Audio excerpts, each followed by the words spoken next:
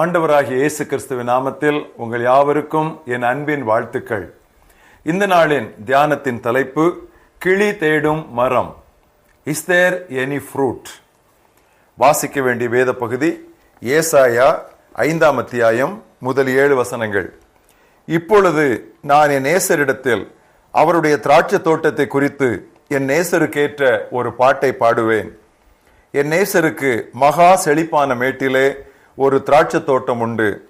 அவர் அதை வேலி அடைத்து அதிலுள்ள கற்களை பொறுக்கி அதிலே நற்குல திராட்சை செடிகளை நட்டு அதன் நடுவில் ஒரு கோபுரத்தை கட்டி அதில் ஆலையையும் உண்டு பண்ணி அது நல்ல திராட்சை பழங்களை தரும் என்று காத்திருந்தார்.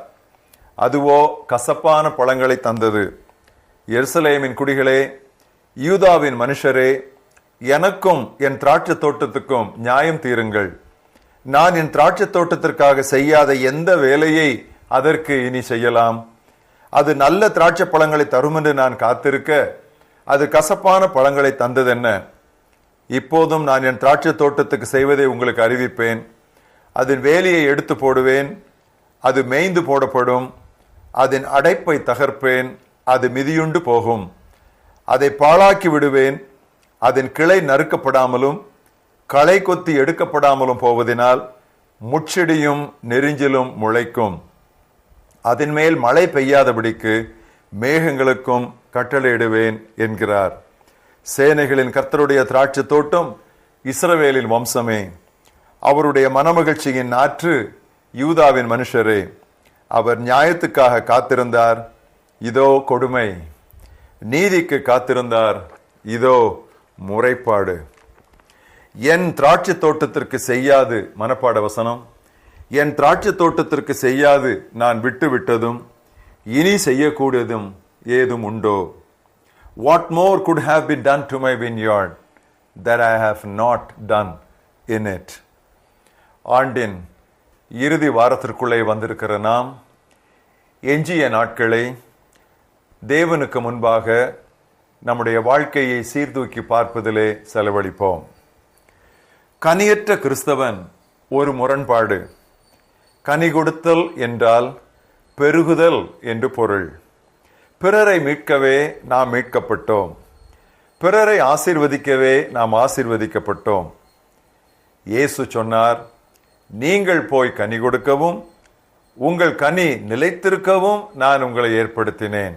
யோவான் 15:16. மனிதரை பிடிப்பதே நமது அடிப்படை அழைப்பு என்பதை பிரியமானவர்களே நாம் மறவாதிருப்போம். கனி கொடுப்பது நமது விருப்பத்தை அடுத்ததல்ல, அது நமது கடமை. Fruit bearing is not an option, but it is an obligation. இயேசு கண்ட அத்திமரம் பச்சை பசேலென்று அடர்த்தியான இலைகள் நிறைந்து பார்ப்பதற்கு மிகவும் அழகாயிருந்தது.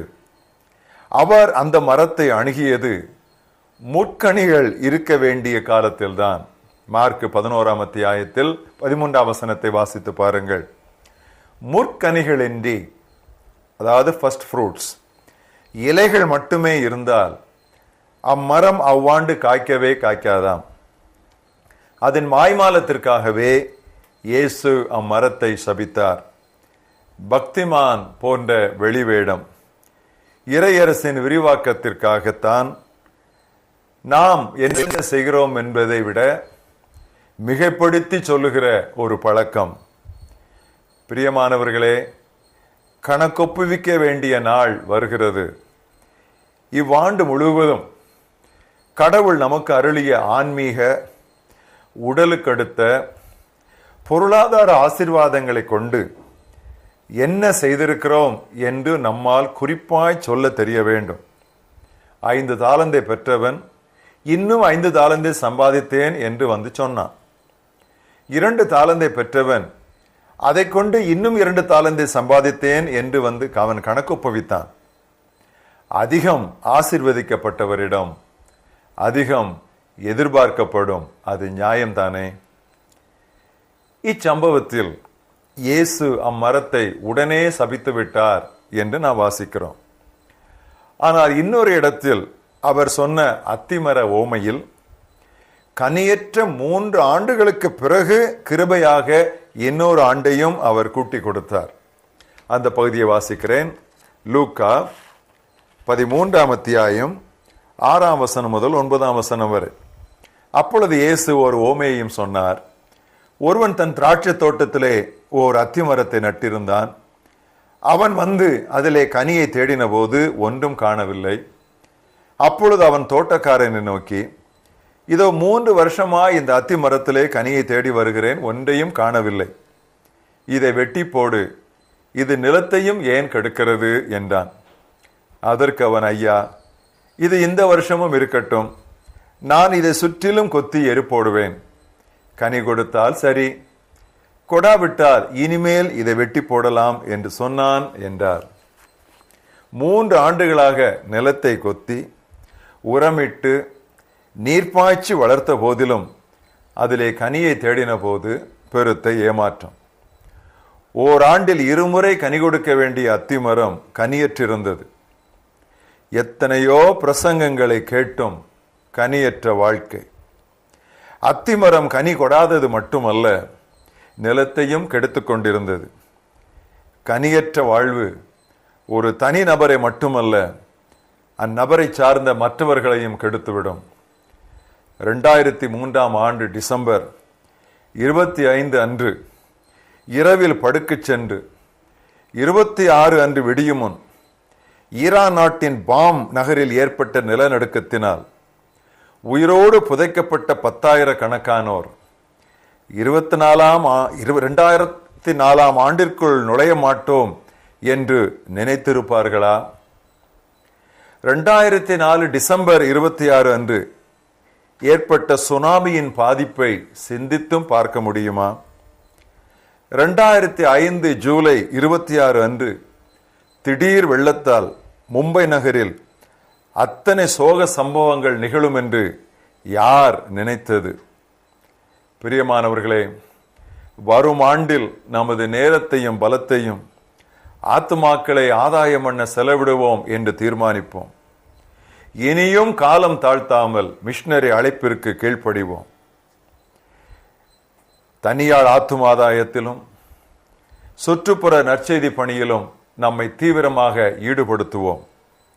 இன்னும் ஏனோதானோ வென்றிருந்தால் மரம் வெட்டப்படும் அல்லது தோட்டம் வேறொருவருக்கு கொடுக்கப்படும்.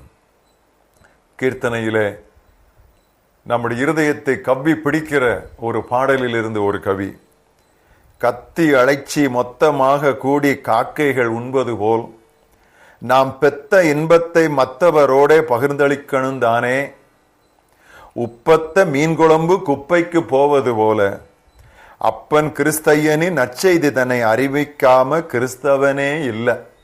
இன்னொரு முறை வாசிக்கிறேன், பழைய காலத்து பாடல். கத்தி அழைச்சி மொத்தமா கூடி காக்கைகள் உண்பது போல் நாம் பெத்த இன்பத்தை மற்றவரோட பகிர்ந்தளிக்கணும் தானே, உப்பத்த மீன் குழம்பு குப்பைக்குள் போவது போல அப்பன் கிறிஸ்தையனின் நற்செய்திதனை அறிவிக்காம கிறிஸ்தவனே இல்லை. என் திராட்சை தோட்டத்துக்கு செய்யாது நான் விட்டு விட்டதும் இனி செய்யக்கூடியதும் ஏதும் உண்டோ? What more could have been done to my vineyard that I have not done in it? எங்கள் மகாபெரிய தேவனே, கிருபையாக எங்களை இந்த ஆண்டின் இறுதி வாரத்திற்குள் கொண்டு வந்ததற்காக நாங்கள் உமக்கு நன்றி சொல்லுகிறோம். இந்த ஆண்டின் துவக்க நாட்களை பார்த்த ஏராளமான பேர், சிறு குழந்தைகள் கூட, கர்த்தாவே, இந்த இறுதி நாட்களை பார்க்க முடியவில்லை. கிருபையாய், இரக்கமாய், அன்பாய் நாட்களை நீர் எங்களுக்கு கூட்டிக் கொண்டே வருகிறீர் ஆண்டவரே. இனியும் நாங்கள் ஏனோ தானோ என்று இராதபடி, கனியற்ற மரங்களாய் நாங்கள் நிலத்தை கெடுத்துக் கொண்டிராதபடி, உமக்காய் கனி கொடுக்க, அநேகரை கிறிஸ்துவின் மந்தையிலே சேர்க்க,